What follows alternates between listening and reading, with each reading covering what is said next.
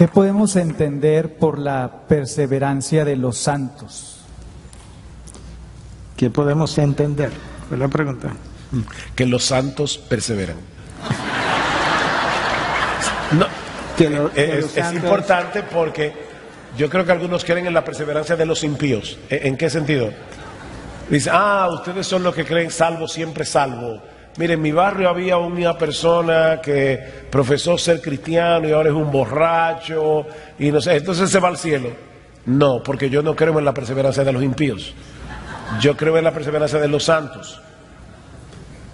O sea, los que Cristo salva, santifica. Entonces, esos que son salvos y están siendo santificados pueden estar seguros de que van camino al cielo y de que no se perderán. Porque Jesús dice, mi Padre que me las dio, mis ovejas, es mayor que todos y nadie las puede arrebatar de las manos de mi Padre. Yo y el Padre somos uno. Si un cristiano se pierde, nosotros tenemos un gravísimo problema porque estamos diciendo que la justicia de Jesús no es perfecta. Lo que sucede en la salvación es que Cristo pone en mi cuenta su justicia perfecta y es su justicia por su justicia que yo soy salvo. Si un cristiano se pierde, entonces la justicia de Cristo no era suficiente. Los santos perseveran porque Dios los preserva. Esa sería la mejor forma de pensar en la perseverancia de los santos. Si Cristo me entrega vida eterna y yo luego la pierdo, realmente lo que me entregó fue una vida temporal, pero Él me entregó vida eterna. Y esa vida eterna entonces jamás puede perecer, precisamente. Entonces, yo creo que la palabra tiene múltiples textos para hablar de la perseverancia de los santos. Paul mencionaba uno de ellos, aquel que comenzó la buena obra será fiel hasta completarla.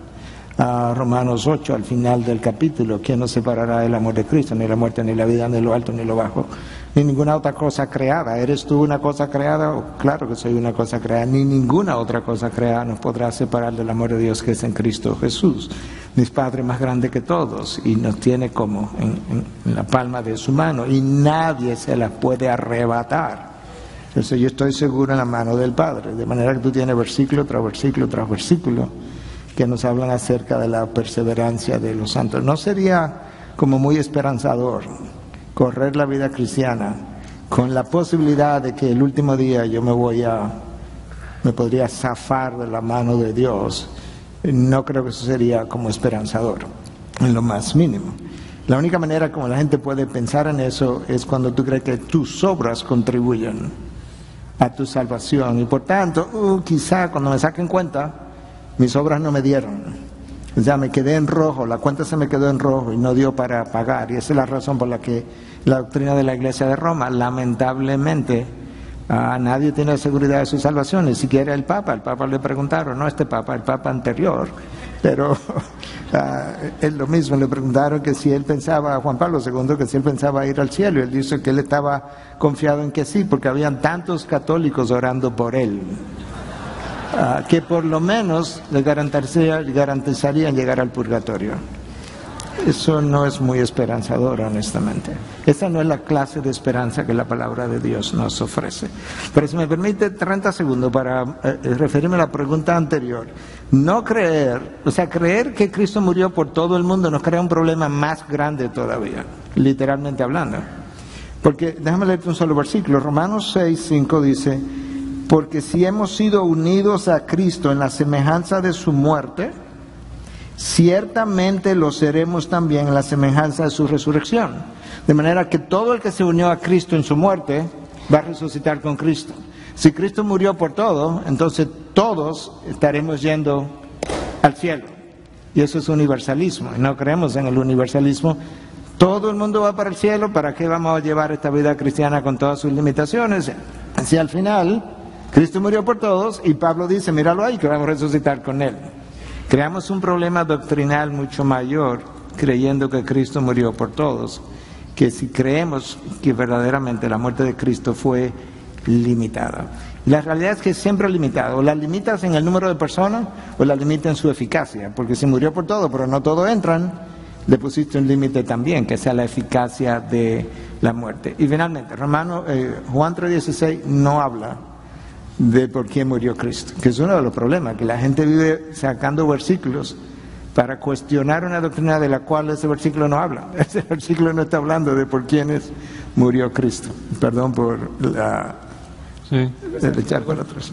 No, solo iba a comentar en esos dos temas, tanto de la redención particular, por quién murió Jesucristo, como la perseverancia de los santos. Yo creo que la Escritura es clarísima en esos puntos, pero sí hay muchos malentendidos de esas dos doctrinas, y el daño percibido, o sea, la persona que escucha de la redención particular, entonces si Cristo solamente murió por eso, entonces ¿para qué evangelizar?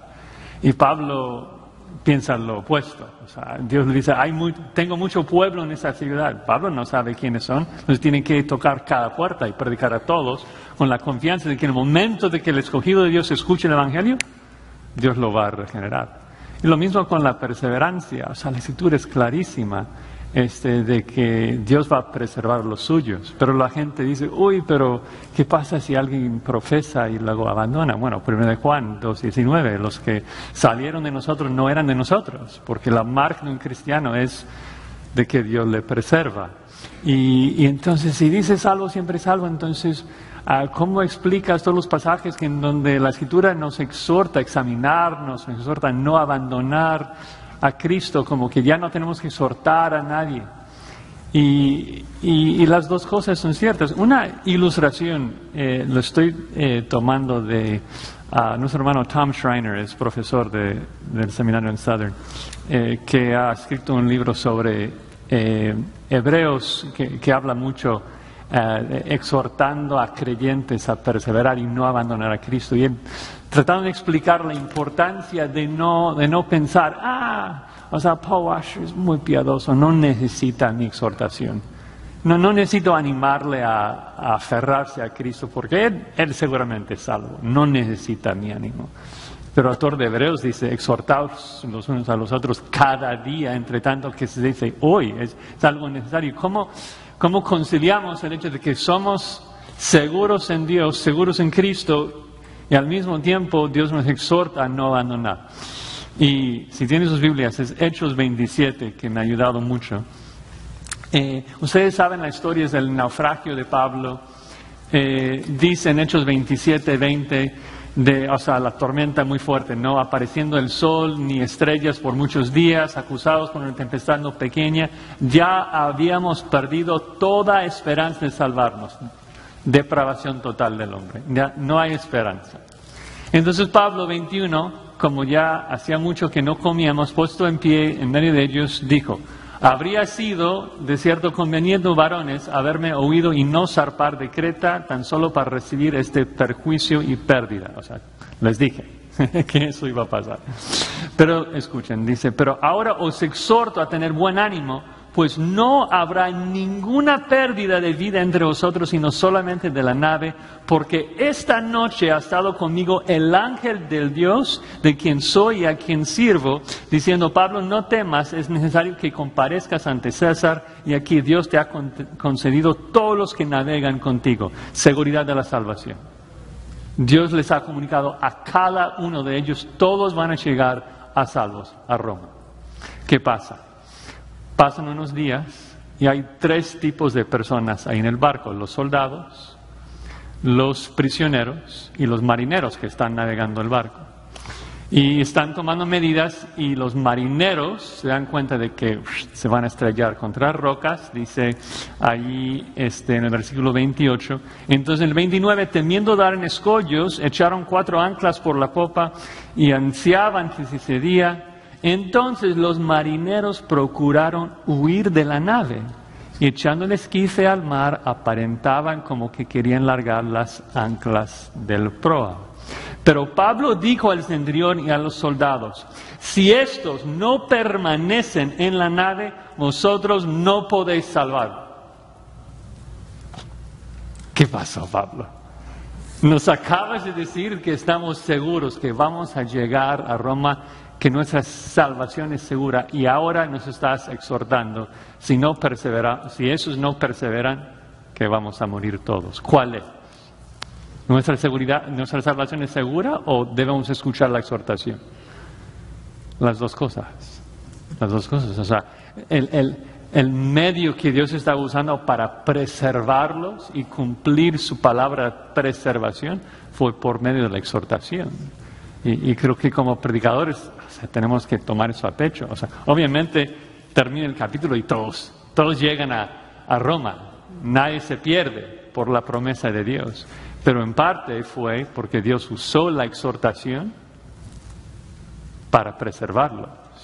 Yo no sé quién sea salvo. Yo tengo el deber de predicar a todos. Tú tienes que perseverar en Cristo. Tú tienes que aferrarse a Cristo y seguirlo todos los días de tu vida. Obviamente, los que Él ha salvado van a perseverar porque Dios los va a preservar. Pero no debemos tener seguridad de la salvación de los demás pensando, uy, seguramente van a llegar y dejar de exhortarles, dejar de animarlos. Nos necesitamos, ¿no? Hermanos, hay que ver el propósito de todo lo que Dios ha hecho.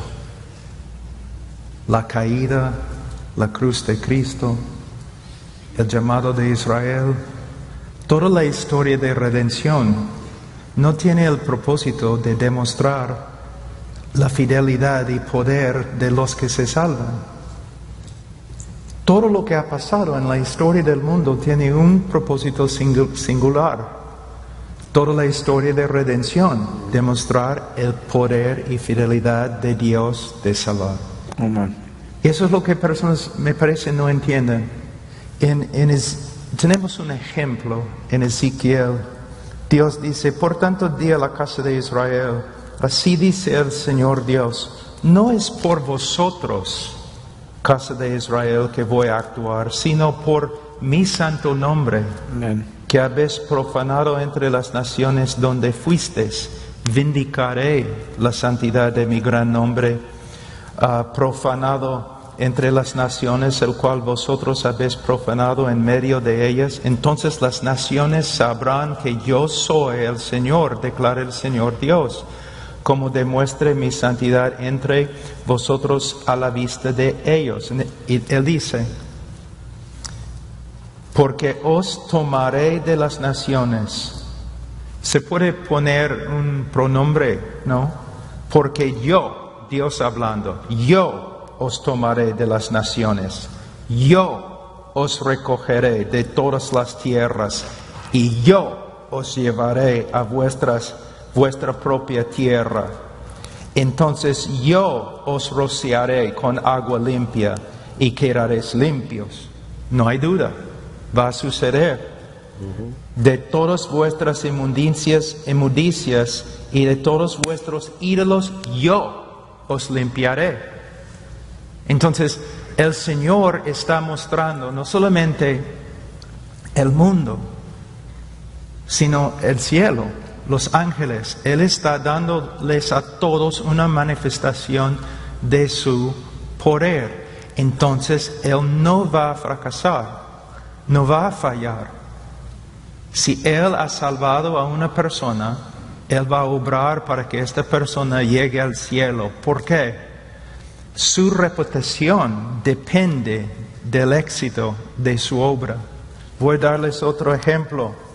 Él va a probar a Moisés como intercesor. Y él dice básicamente a Moisés, aléjate de Israel, porque yo voy a destruir a todos. ¿No? Han salido de Egipto, pero no han llegado a la tierra prometida. Entonces, mira lo que Moisés dice. Pero si tú destruyes a este pueblo por causa de su pecado, como a un solo hombre, entonces las naciones que han oído de tu fama dirán, porque el Señor no pudo introducir a este pueblo a la tierra que les había prometido en el desierto. Él está diciendo, mira, todas las naciones están mirando. Tu reputación, esta obra de redención de Egipto, no puede fallar, porque todos están mirando. Tú has sacado a Israel de Egipto para la fama de tu nombre. La obra no puede fallar. Es lo mismo. Hasta la caída de Adán y Eva tiene un propósito. Amén. La gloria de Dios. Y Él está, por medio de su Hijo, Él está haciendo una obra de redención por la cual su gloria se va a manifestar como ninguna otra obra. No va a fallar, ni con la oveja más pequeña. Él no va a perder ninguna. Y algo que es contundente, ese es el fin, pero en todo el proceso, como lo dijo nuestro hermano Pablo, de principio, en medio hasta el fin, la Trinidad está involucrada. Sí. Como lo dice el hermano MacArthur, es debido al poder del Padre. Nadie las arrebatará de la mano de mi Padre. Es debido a las peticiones del Hijo. El Hijo está intercediendo por nosotros a la diestra del Padre. Y encima de eso, la presencia del Espíritu. Él es las arras de nuestra herencia, Él es la garantía, el depósito hasta la redención adquirida. Entonces, la Trinidad garantiza la perseverancia de los santos. Amén. Amén, amén. Hermanos, se nos está yendo el tiempo, nos quedan unos minutos y quisiera cerrar esta sesión con una última pregunta que considero muy importante. Y es la siguiente: ¿es necesario creer en la muerte vicaria de Jesucristo? Si quieres ser cristiano. Sí. Al que no conoció pecado, por nosotros le hizo pecado. En nuestro lugar, sustituto. Sí. El que no cree en la muerte vicaria de Jesús no puede salvarse. No.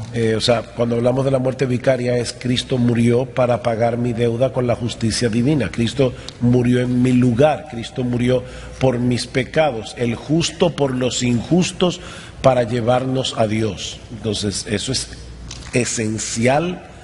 De hecho, cuando Pablo resume el Evangelio en 1 Corintios capítulo 15, ¿cuál es el resumen que Pablo da?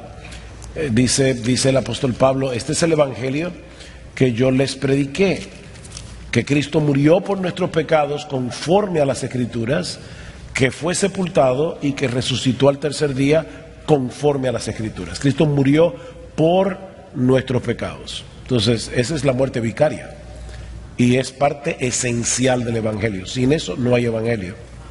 Hermano, los que niegan la cruz así no son cristianos progresivos, son herejes antiguos, nada más.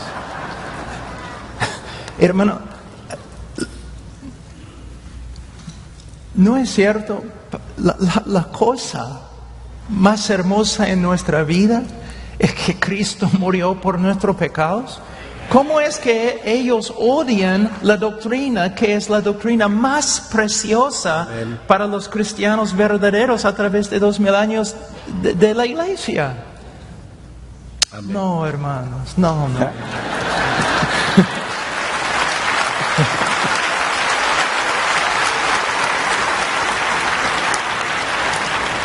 Otra manera de hacer la pregunta es si es necesario creer en la muerte sustitutiva, porque la palabra vicario lo que significa es sustitutivo o sustituto. Por eso al Papa se llama el vicario de Cristo, que no lo es, pero eso es como se llama. Entonces, si Cristo no me sustituyó a mí en la cruz, ¿quién pagó por mis pecados? Sí. Y si nadie pagó por mis pecados, tú sabes dónde voy a la condenación eterna.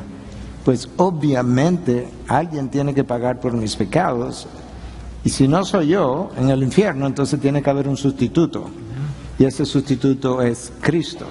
Y de nuevo, vuelvo y me refiero a la famosa obra de Anselmo de The God Man, el Dios hombre, para hablar de la obligatoriedad de la crucifixión de Cristo y su muerte penal y sustitutiva en el año 1000. De manera que esto es un argumento que viene de hace mucho tiempo. Pero yo creo que Dios le dio un regalo especial para escribir ese libro, para ayudarnos a entender. Porque se ha hecho la pregunta frecuentemente que si Dios no pudo haber salvado al hombre de alguna otra manera que no fuera a través de la cruz. Y Anselmo decía, no, justamente porque Dios siempre diseña sus planes perfectamente. Ese fue el plan perfecto de Dios, donde el Hijo entonces nos sustituyó a nosotros. Y murió de la forma más cruenta, porque nosotros no tenemos idea de lo horrendo que es el pecado. Tú sabes, nosotros nacemos en pecado, crecemos en pecado, nosotros no solamente cometemos pecado, nosotros somos pecado.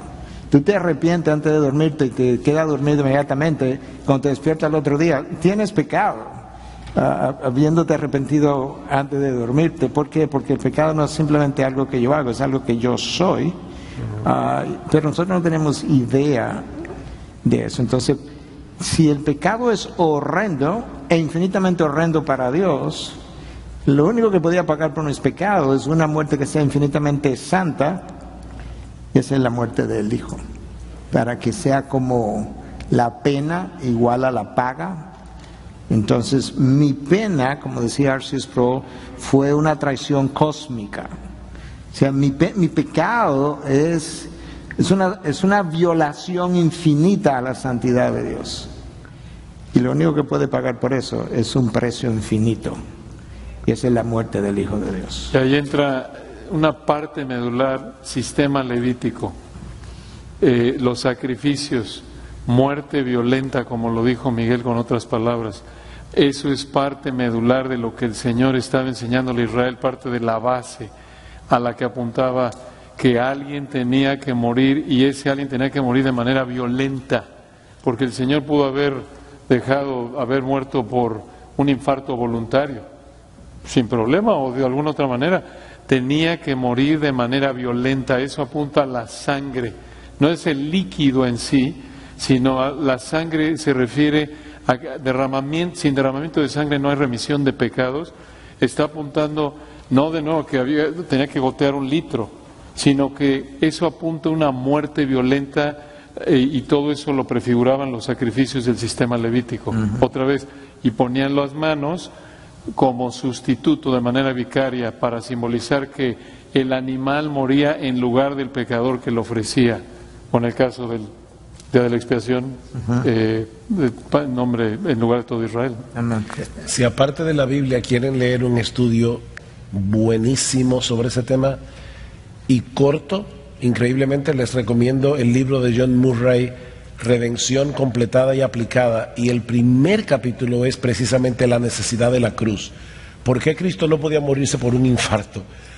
Tenía que ser por una cruz, y la verdad es que redención completada y aplicada, sobre todo los pastores, de verdad, es un buen estudio del Evangelio de John Murray, el teólogo norteamericano. Hermano, atacando la cruz, están atacando la misma naturaleza de Dios. El problema más grande en la teología, el problema más grande en toda la Biblia, conforme al apóstol Pablo en capítulo 3 de Romanos, es el carácter de Dios. Es el problema más grande. Si Dios es justo, y no te puede perdonar. ¿Cómo puede un Dios justo perdonar al culpable y mantener su justicia a la vez? Si un hombre mata a toda tu familia y la policía lo capturan y lo llevan al juez, y él se para ante el juez, y tú estás en el salón de juicio y tus vecinos y todo, y el juez mira al criminal que ha matado a tu familia y dice: soy un juez compasivo, misericordioso, lento para la ira, te perdono, estás libre. ¿Qué vas a decir? Ah, qué bonito. No vas a decir qué bonito, vas a gritar: es una injusticia, ¿qué tal corrupción? Bueno, hermano, ¿cómo puede Dios mantener su justicia y a la vez mostrar su misericordia? Personas están totalmente equivocadas. Ellos piensan que el problema es: ¿cómo puede Dios juzgar al pecador? Ese no es el problema. Los ángeles no tienen ningún problema con el infierno. El problema es el cielo. ¿Cómo puede un Dios justo simplemente perdonar? Él no puede. ni en el nombre de su amor, ni en el nombre de su misericordia. El amor de Dios está clamando, perdónalos, perdónalos, perdónalos. La justicia de Dios está diciendo, son culpables, son culpables, son culpables. Entonces, William Bates en el siglo XVII-XVI escribió La armonía de los atributos de Dios en la cruz de Cristo. Es un libro así, pero vale la pena. Y todos los predicadores de antes, todos cuando predicaron el Evangelio siempre hablaba de lo que estoy hablando ahora. Porque uno no puede entender el Evangelio si no entiende ese problema. Dios no puede simplemente perdonar. La justicia demanda satisfacción. Entonces, Dios en su justicia condena al mundo, aun su pueblo. Y Dios en su amor llega a ser hombre y toma el lugar de su pueblo. Y absorba, lleva su pecado, lleva su cruz, lleva su maldición. Y absorba toda la ira de Dios en el lugar de su pueblo. Yo escucho a esos predicadores hablando de la cruz, hablando de la corona de espinas, hablando de los clavos, hablando de la lanza. Y al final no predican la cruz. El dolor de la cruz es que cuando Cristo estaba en la cruz, Él llevó nuestro pecado. Y toda la ira de Dios cayó sobre Él. 3 horas encerrado en un cuarto con la ira de Dios. Onda tras onda, ola tras ola tras ola de la ira de Dios derramado sobre Él. Ni un arcángel en el cielo nunca va a comprender lo que Cristo sufrió las 3 horas bajo la ira de Dios. Solamente la mente de Dios comprende. Pero Él tenía que absorber, creo es la palabra, la ira de Dios. Y el momento que Cristo murió, la justicia fue satisfecha. Ahora Dios puede perdonar a todos. ¿Por qué? Él ha pagado las demandas de su justicia. Si no entiendes eso, no entiendes la cruz.